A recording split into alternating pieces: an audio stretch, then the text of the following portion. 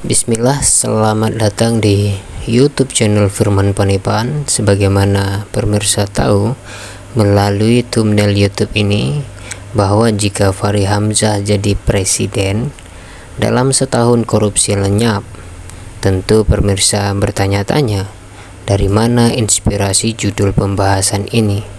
Ya, bahwa judul ini sebenarnya berasal dari ungkapan Fachri Hamzah itu sendiri saat debat di salah satu stasiun TV di tanah air. Oleh karena itu, mari kita bahas kalimat tersebut.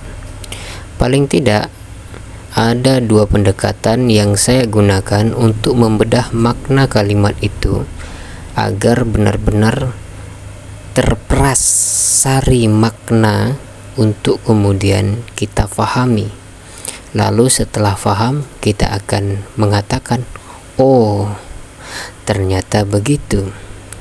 Baiklah, pertama saya akan membahas kalimat itu sebagai kalimat yang tidak terlepas dari penuturnya.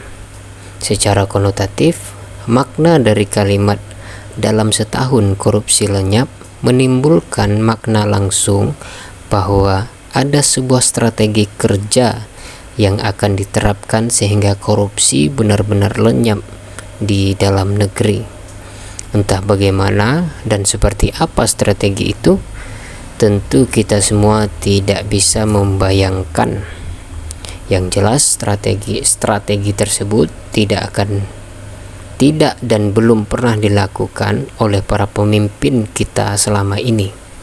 Logikanya sederhana, jika strategi itu benar-benar ampuh dan sudah pernah diterapkan, maka korupsi pasti lenyap.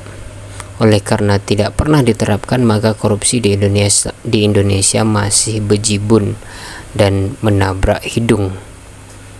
Pertanyaannya adalah, strategi apa yang ampuh untuk melenyapkan korupsi di Indonesia dalam setahun? Yang bisa menjawab ini hanyalah Fachri Hamzah sebagai pemilik kalimat tersebut. Mari kita lihat siapa Fachri Hamzah. Jika kita mengenal dirinya, maka kita akan menemukan kisi-kisi strategi yang akan digunakan. Fachri Hamzah adalah tokoh politik yang sering sekali menyuarakan keadilan di berbagai kesempatan. Dia juga kerap kali memberi kritik kepada pemerintah Jokowi dengan cara khasnya, yaitu suara tinggi dan marah-marah. Ya, mungkin sebagian orang mengatakan bukan marah-marah tapi tegas dan sebagainya. Tapi terlepas dari itu semua, beliau juga telah mendirikan Partai Gelora sebagai kendaraan politik dan pemikirannya tentang bangsa.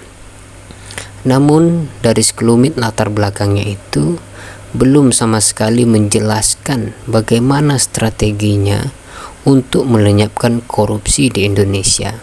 Dan hal ini semakin buram karena menjelang 2024 ini Fachri Hamzah dan partainya sama sekali tidak terlihat dan tidak terlibat di dunia politik serta polemiknya.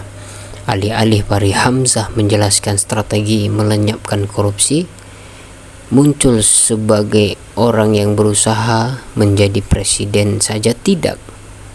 Artinya, menurut kesimpulan saya, dalam hal ini Fachri Hamzah dalam kalimatnya dalam setahun korupsi lenyap hanya omdo, dalam kurung omong doang. Kedua, mari kita lihat kalimat tersebut terlepas dari penuturnya.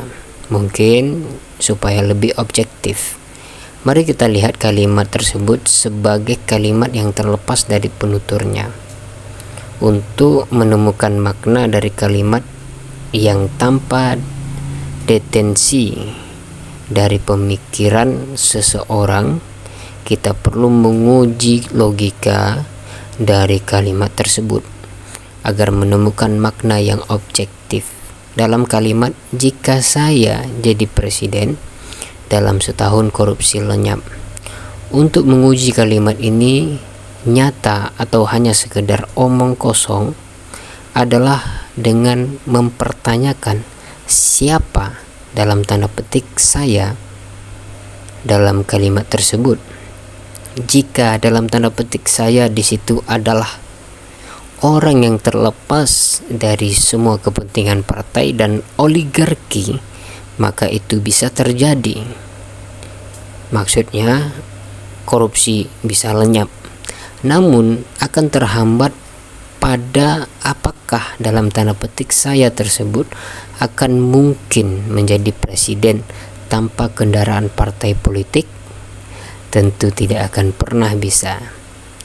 Jadi dengan pengujian tersebut kita menemukan bahwa terdapat kontranarasi dari kalimat tersebut, yaitu bahwa satu sisi yang mampu melenyapkan korupsi itu hanyalah orang yang terlepas dari kepentingan politik dan oligarki.